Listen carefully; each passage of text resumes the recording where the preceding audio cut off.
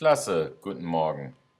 Today we're going to learn about das Akkusativ, or as it is called in English, the direct object. As you all know, a sentence in German, as in English, needs a subject, if you look at our examples here, ich, and a verb, in this case, habe. Now I'll go over here. Same thing, we have a subject, ich. The subject is defined as the person or thing who is doing an action, and the verb, in this case esse, expresses the action that is being done by the subject. We don't need anything else, but we want to have other things as well. Let's look at our sentence here, ich esse der Apfel, and how it relates to our new topic of the day, das Akkusativ. So, ich esse der Apfel. Der Apfel is my direct object. Why is it the direct object that you're wondering? Well, der Apfel, something is happening to it. What is happening to it? It's being eaten. The noun or thing in a sentence that receives the action of the verb, that is our direct object. So once more, the verb expresses an action. The noun or thing that receives the action of the verb is our direct object.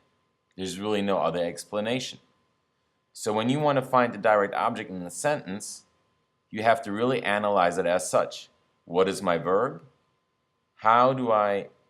Which action does it express? Where is that action brought to? That's your direct object. In our next sentence, ich trinke der Apfelsaft. Der Apfelsaft is my direct object. Same principle. Ich is the subject, the person or thing doing something. Trinke is the verb, it's the action. What is being drank is der Apfelsaft. So the action of the verb is conveyed over to der Apfelsaft. My favorite example for this one is I kicked the dog. Very simple, it's an English example. I is our subject, person or thing doing something. Kick is the action or the verb. And the dog receives the action of the verb. So the same thing happens with, in German, ich trete der Hund. Now why is this important to you? Well, as I've been saying over the last 2 years, that you always have to memorize the articles, the ders and the dies and the das in front of a noun. Now you will find out why that is important.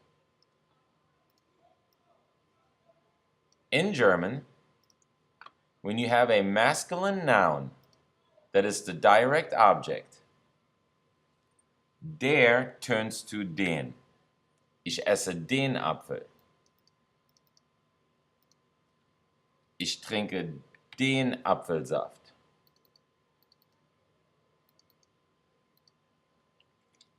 Ich trete den Hund. Now let's bring this over to our current vocabulary. Ich habe Hose in grün.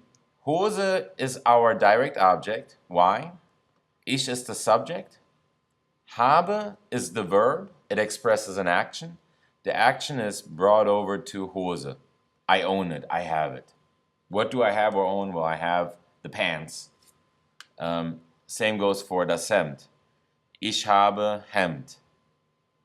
So Hemd is direct object because the subject is ich. What am I doing? Well, I have or I own. What do I own? I own a shirt. The shirt is the direct object. It's being owned. Same thing down here. Ich habe Pulli in gelb. Ich is the subject. Habe is the verb. What do I own or have? Well, I have a sweater. Direct object right here. So going back to that in German, you have to change the article if the noun or if the direct object is masculine. What does this mean for us?